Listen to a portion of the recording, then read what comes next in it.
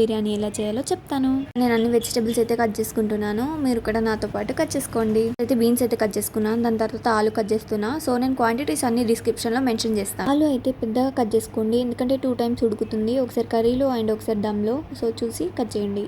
Beans చిన్న చిన్న cut చేసుకోండి, నేను స్టార్టింగ్ లో చూపించిన విధంగా. అండ్ క్యారెట్స్ కూడా ఇలా నేను చూపించిన విధంగా కట్ చేసుకోండి, అయితే మంచిగా ఉడుకుతుంది.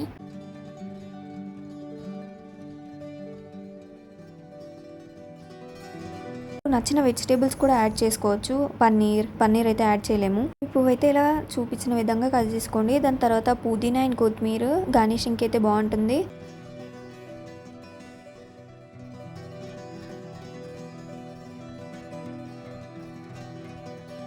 ఆనియన్ అయితే సైడ్లకు అయితే కటింగ్ చేసేసుకొని నీట్గా నేను చూపిస్తున్న విధంగా కట్ చేసుకోండి సన్నంగా. ఇలా లేయర్ అయితే వస్తుంది.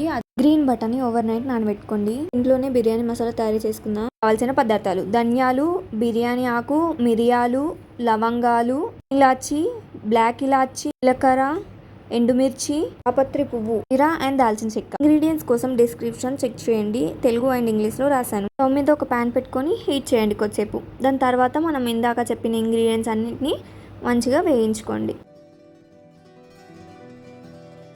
చేయగానే కసూరి మేతి అండ్ జాజికాయ పొడి వేసుకోండి. కొంచెం చల్లారాక గ్రైండ్ చేసుకోవడమే. Made biryani masala ready. ఇప్పుడు బిర్యానీ రైస్ 2 to 3 టైమ్స్ మంచిగా వాష్ చేసుకోండి. 5 minutes to 1 hour వరకు బిర్యానీ రైస్ని నానబెట్టుకోండి. స్టవ్ మీద ఒక ప్యాన్ పెట్టుకొని కొద్దిసేపు హీట్ అయ్యాక ఆయిల్ వేసుకోండి. ఆయిల్ హీట్ అయ్యాక ఆనియన్ వేసి మంచిగా ఫ్రై చేసుకోండి. నేను గోల్డెన్ బ్రౌన్ వచ్చే వరకు ఫ్రై చేసుకోండి.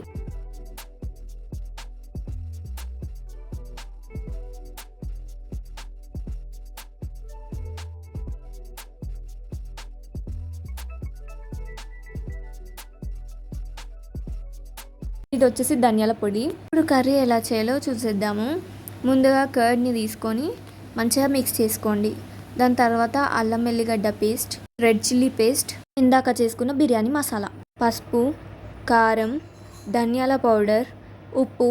మనం ఇందాక ఆయిల్లో ఫ్రై చేసుకున్న ఆనియన్ ఎక్స్ట్రా ఆయిల్ ఉంటుంది కదా, అది ఇందులో వేసుకోండి.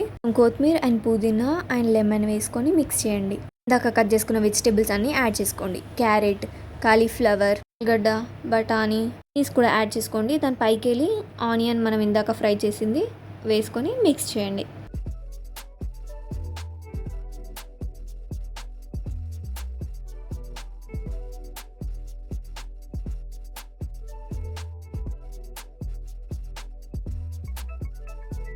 రైస్ ఉడకబెట్టుకోవడానికి వాటర్ అయితే ప్రిపేర్ చేసుకుందాం.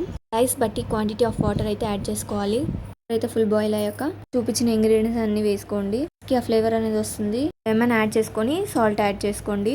వాటర్ ఫుల్ బాయిల్ అయ్యాక రైస్ని యాడ్ చేసుకొని మిక్స్ చేసి ఉడకబెట్టుకోండి. ఇంకో సైడ్ మనం కర్రీ చేసుకుందాము.